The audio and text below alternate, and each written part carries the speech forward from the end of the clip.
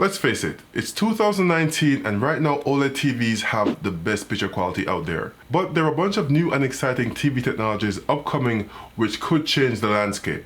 So in this video we're going to talk about what they are, when they're coming, and should you wait for them. Stick around. Perfect.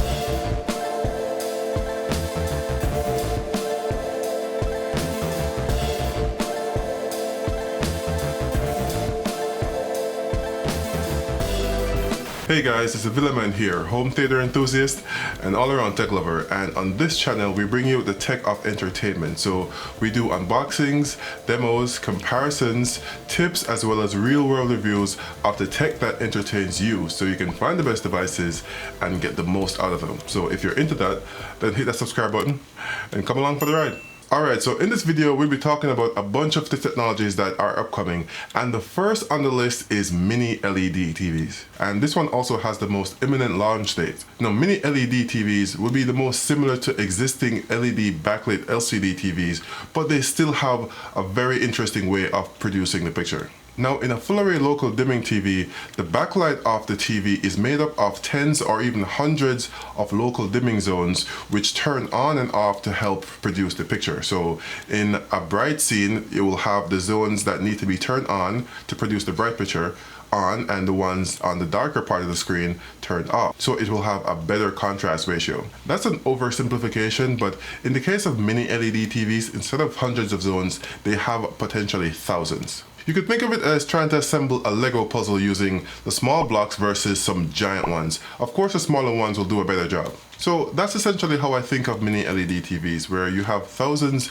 of these small zones which help to produce the bright image on the screen. And as a result, they can more conform to the picture on screen and not have as many issues as a traditional LED backlit LCD TV. So what are these issues? Well, if you've seen any of my TV reviews this year, then you'll know that no matter how many local dimming zones the TV has, it still has some blooming when there are bright objects on a dark background. The number of zones just limit this, and with mini LED TVs, they'll have so many zones that hopefully this will no longer be an issue. It'll have more precise backlight control and potentially contrast to rival that of an OLED TV.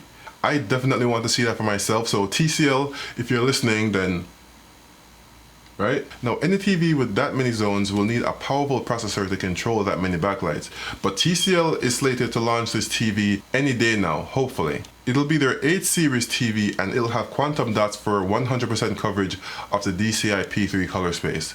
Now, of course, TCL isn't the only manufacturer to be working on a mini LED TV. There's even a mini LED professional computer monitor that's just recently been released by Asus. But they're the first ones who are actually going to get to market with a mini LED TV. My question is, will it be HDMI 2.1 compliant, or will it just have some HDMI 2.1 features, or none? We'll see. Stay tuned. And the next one we have to talk about is ULED XD from Hisense.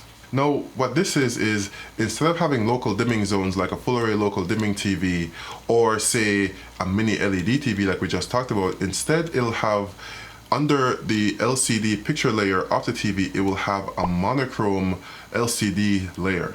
Now think of it as a black and white version of what's being displayed on the TV, and that black and white version is what actually acts as the backlight. Now this promises even more precise backlight control because the monochrome layer will have the exact same image that the picture layer above it is actually displaying, because as I said before, it's acting as the backlight. Now, based on everything I've read so far, this will have close to OLED black levels also, but the question is, how will it compare to mini LED TVs? But we're not there yet. The ULED XD is also said to be able to achieve over 1,000 nits, so it can get pretty bright. But this technology brings the question how it would handle near black scenes and scenes with bright points, like say a starry sky for instance. I'm really curious about that, but we'll have to wait and see. The ULED XD TV from Hisense will also have quantum dot technology for 100% DCI P3 coverage also.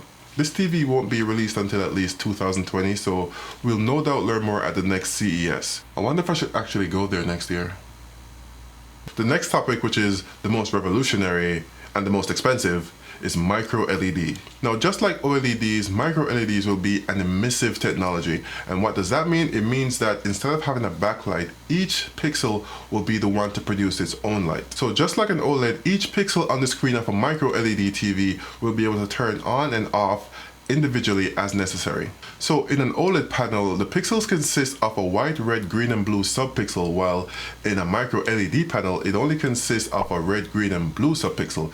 It does not need a white subpixel. So micro LEDs are slated to have the best parts of OLED without any of the drawbacks, like infinite contrast and potential to have up to 4,000 nits of brightness, which is insanely bright, and the life of up to 100,000 hours, so no burn-in either. So far, both Samsung and Sony have their versions of micro LEDs. Samsung has the wall, while Sony has their crystal LED display. Now, so far, they're both limited to professional applications and are extremely expensive.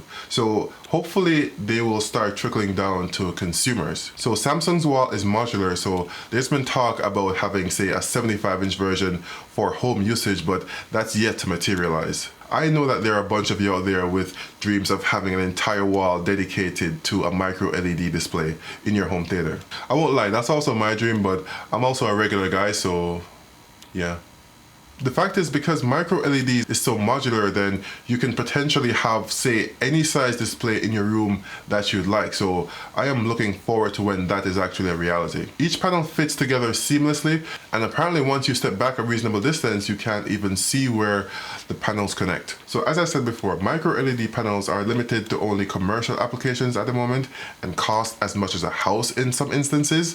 So yeah, definitely out of the reach of a regular person. But with any new technology, it's new and expensive and exotic right now, but it will eventually trickle down to consumers like us. The question is, will either Samsung or Sony have any consumer level micro LED panels on display at CES 2020? Because that's the soonest we'll get any word of when an actual launch date for consumers is in the pipeline. So stick around for more on these new TV technologies when they come out, because we will definitely be reviewing them all in 4K HDR, because that's what we do here. But in the meantime, let me know your thoughts in the comments about what tech you're most excited about and from what manufacturer. Also, don't forget to check out the merch store for our home theater and gaming t-shirts like this and more. Don't forget to like the video if you liked the video, and thanks for watching.